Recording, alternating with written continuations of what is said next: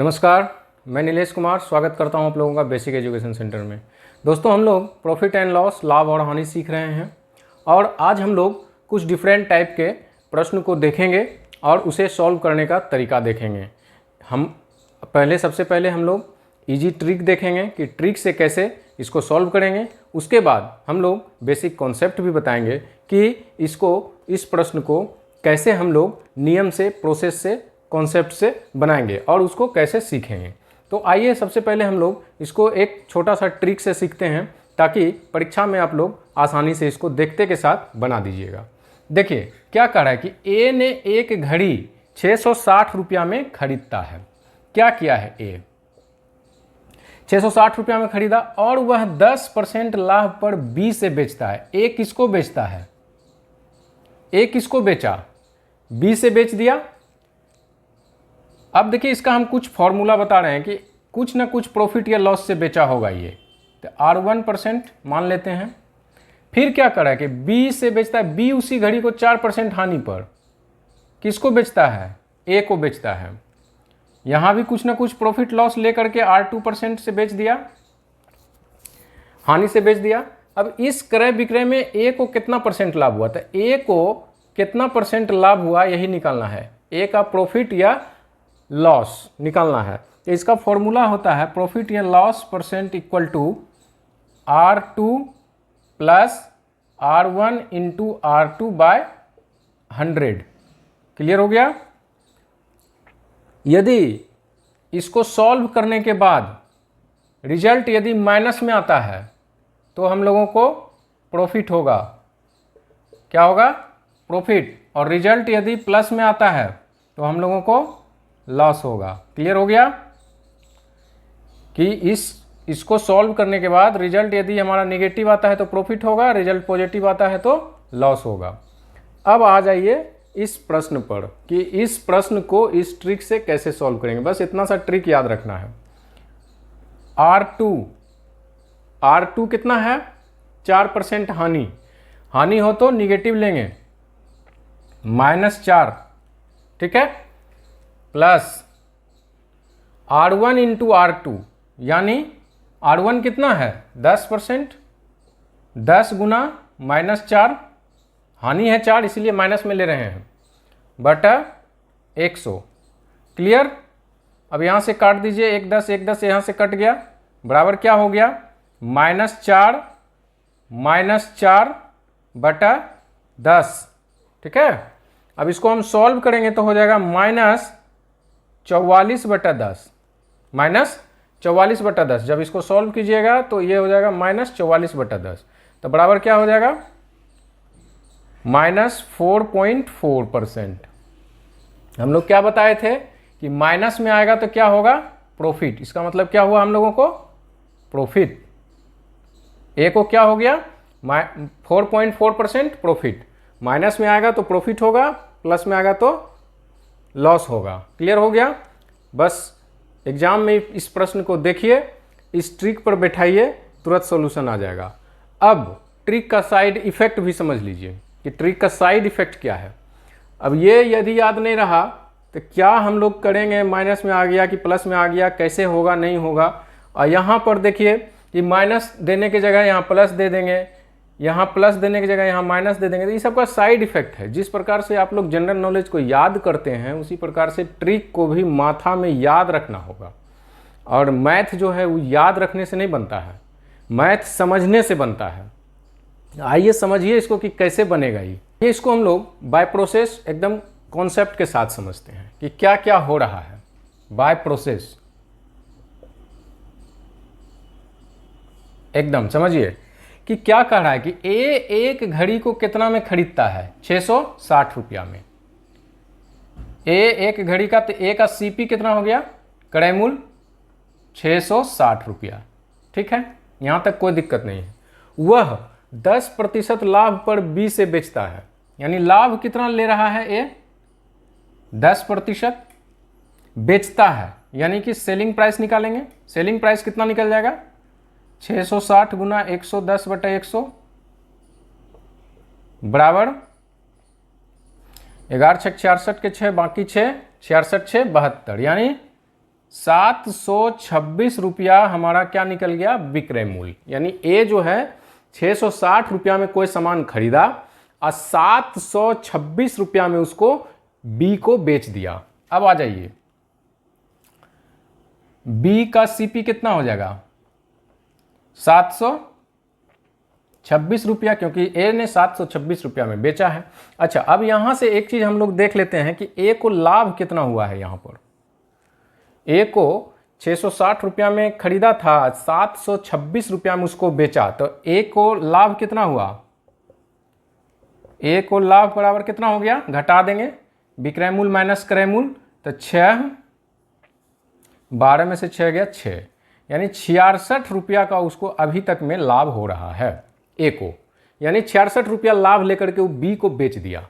ए जो है कुछ सामान जो है, ये एक घड़ी 660 रुपया में खरीदा, 10% प्रॉफिट लिया, 726 रुपया में बी को बेच दिया। बी खरीद लिया 726 रुपया में, बी का क्रय मूल्य 726 हो गया, तो ए को कितना लाभ हुआ है अभी तक, 66 रुपया ए को लाभ हो चुका है। अब क्या कहता है क्वेश्चन, आगे पढ़िए, कि बी उसी घड़ी को 4% हानि पर ए से बेच देता है। पहले बी ए से खरीदा 726 रुपया में और 4% लॉस सह करके वो पुनः उसी घड़ी को ए को बेच देता है। ठीक है, क्या करता है, ए को बेच देता है, तो इसका विक्रय मूल्य निकाल देंगे। विक्रय मूल्य कितना हो जाएगा, 726 गुना 96/100। क्लियर, इसका विक्रय मूल्य हो गया 726 गुना 96/100। समझिएगा कि बी जो है 726 में खरीदा, 4% लॉस पर यह ए को बेच दिया। अब ए का सीपी कितना हो जाएगा, इसको सॉल्व करेंगे, गुना कर देंगे, तो गुना कर देते हैं 7, इतना जो है हमारा क्या आ गया, इसको सॉल्व करेंगे ना तो इतना आ जाएगा 696.96। ठीक है, तो क्या हो जाएगा ए का सीपी, क्योंकि बी जो है बेच दिया है अब ए को।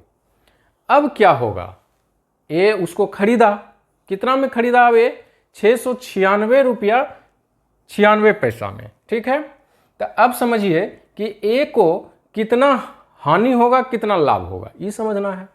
तो देखिए, पहले ए का सीपी कितना था, पहले ए कितना में खरीदा था, 660 रुपया में। अब ए कितना में खरीद रहा है इसको, 696.96 में। अब बेचा था कितना में, 726 रुपया में। वो ए जो है 726 रुपया में बेचा था, 66 रुपया वो पहले फायदा ले चुका है।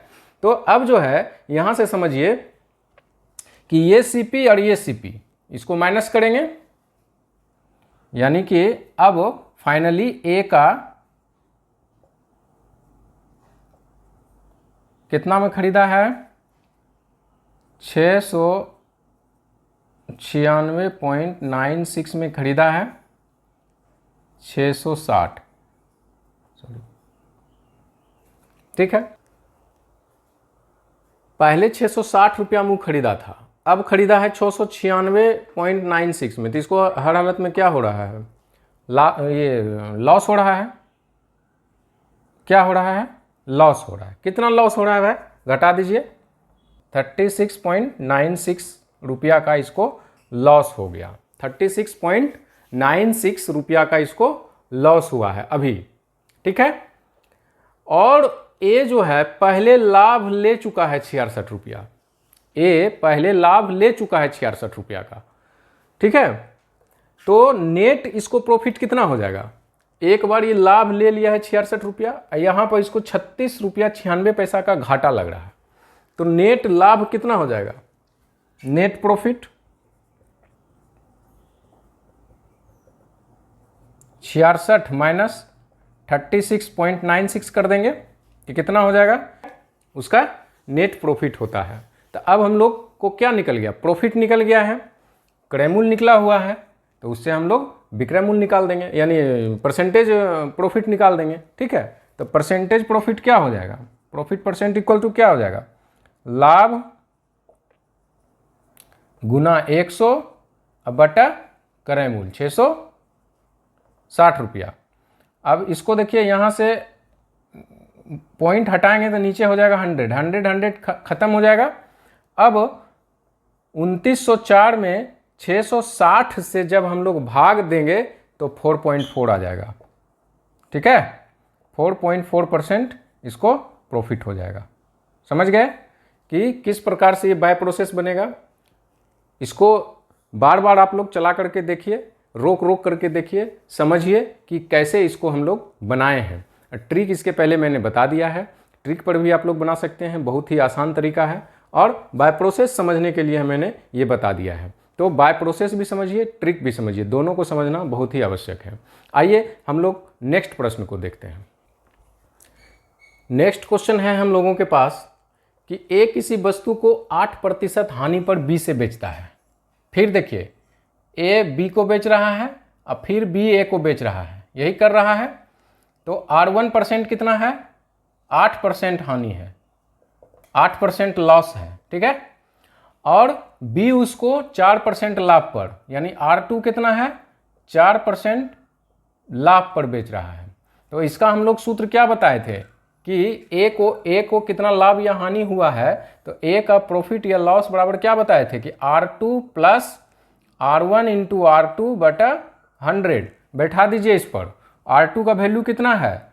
4%, यानी 4 प्लस R1 का वैल्यू कितना है? 8%, लेकिन लॉस हो रहा है तो -8 लिखेंगे। ठीक है, इंटू R2 कितना है? 4 बटा 100 बराबर, अब इसको जब सॉल्व करेंगे तो कितना हो जाएगा? 4 माइनस 8 चौक 32 बटा 100, यानी 400 माइनस 32 बटा 100 बराबर 368 बटा 100। ठीक है, बराबर 3.68। ये क्या निकला है हमारा? पॉजिटिव में निकला है। ये क्या निकला है हमारा? पॉजिटिव में निकला है। इसका मतलब होगा कि हम लोगों को ये लॉस हो जाएगा। 3.68% का हम लोगों को लॉस हो जाएगा। जब प्लस में हो, पॉजिटिव हो, तो हम लोगों को लॉस होता है, और जब निगेटिव ये रहता तो हम लोगों को प्रॉफिट होता है। क्लियर? तो यहाँ पर हमारा पॉजिटिव में आया है, इसीलिए ये हम लोगों को लॉस होगा। तो ए को कितना परसेंट लॉस हो गया? 3.68% ए को लॉस हो गया। इसको प्रोसेस से भी बनाइएगा। पिछले मैथ में मैंने, पिछले क्वेश्चन में मैंने प्रोसेस भी बताया है, इसको प्रोसेस से भी आप लोग बनाइएगा। ठीक है, आइए हम लोग नेक्स्ट प्रश्न देखते हैं। आइए हम लोग इस प्रश्न को देखते हैं। क्या कह रहा है कि 2 पंखों में से प्रत्येक का विक्रय मूल्य समान है। ठीक है, यानी कि पहला पंखा, first fan equal to second fan का एसपी क्या है? बराबर है, दिया हुआ है। ठीक है, दोनों के सीपी का योग, यानी कि दोनों के क्रय मूल्य का योग 2300 है। यानी 2300 रुपया में हम लोग 2 पंखा खरीदे हैं। कितना पंखा खरीदे हैं? 2300 में 2 पंखा खरीदे हैं। रुपया कितना है हम लोगों के पास? 2300 रुपया है। ठीक है, 2300 रुपया में हम लोग 2 पंखा खरीदे हैं। समझिएगा, फैन 1, फैन 2, 2 पंखा 2300 रुपया में हम लोग खरीदे हैं। अब कितना कितना में खरीदे हैं ये हम लोगों को मालूम नहीं है। तो मान लेते हैं कि पहला पंखा हम लोग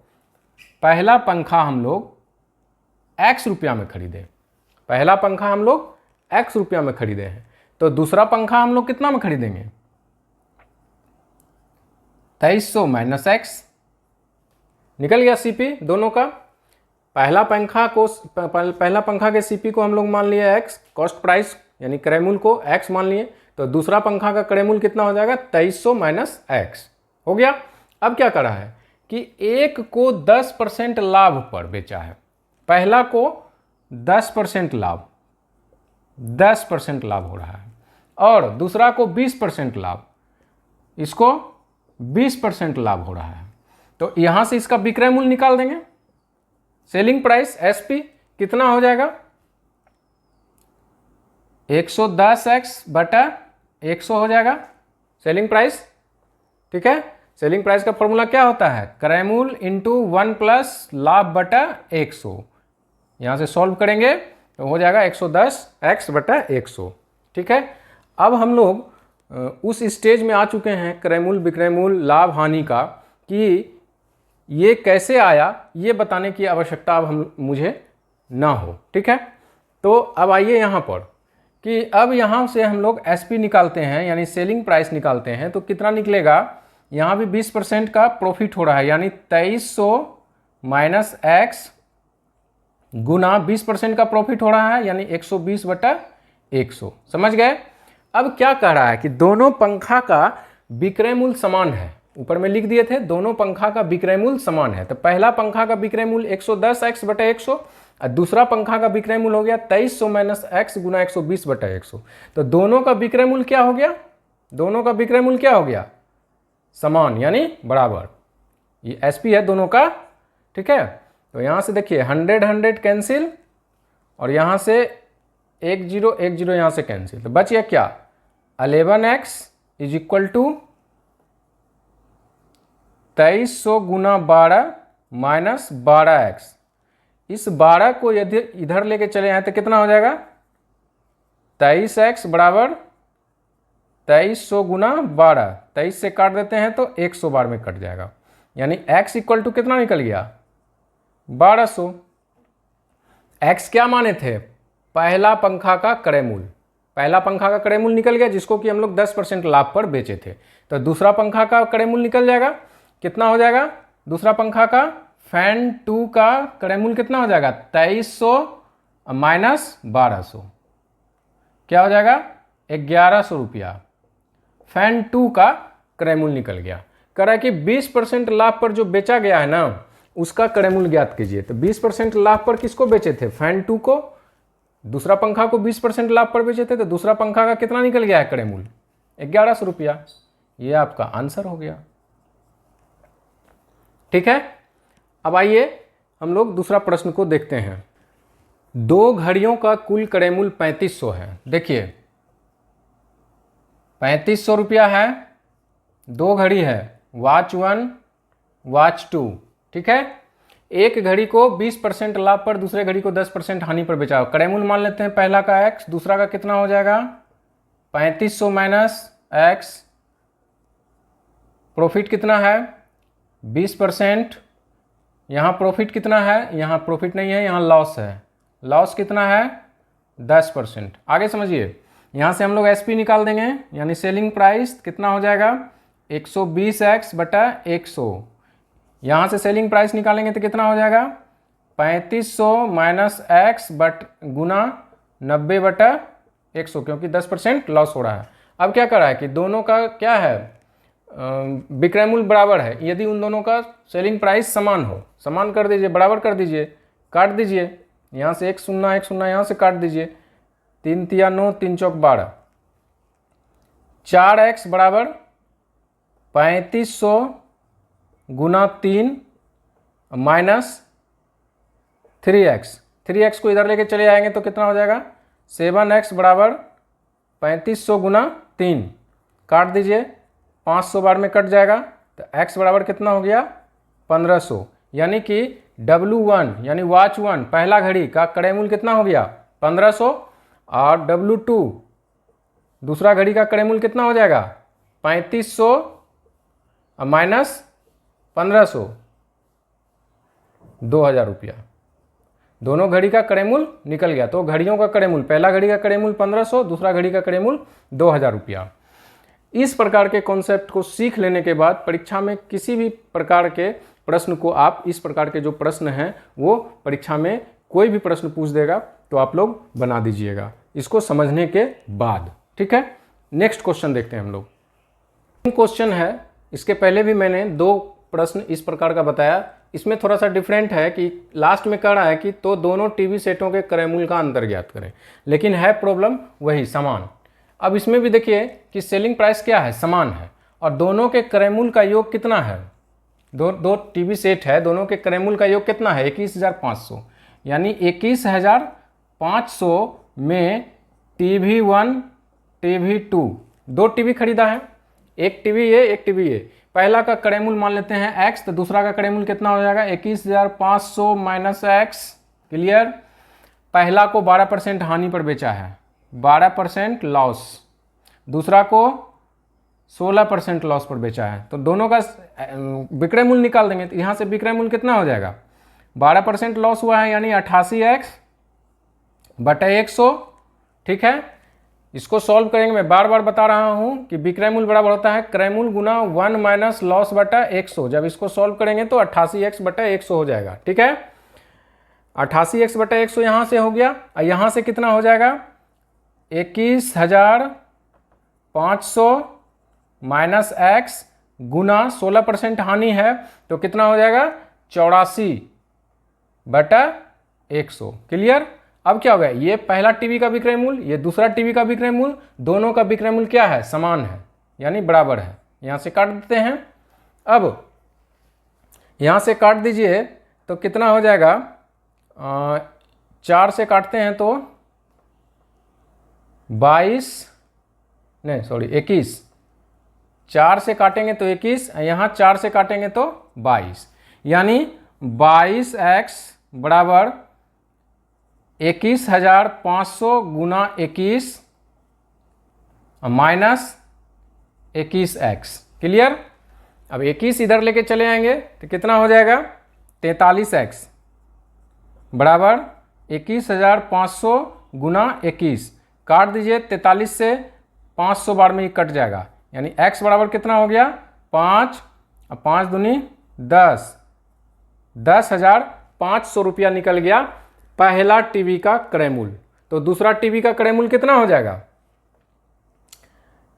दूसरा टीवी का क्रय मूल्य कितना हो जाएगा, 21,500 माइनस 10,500,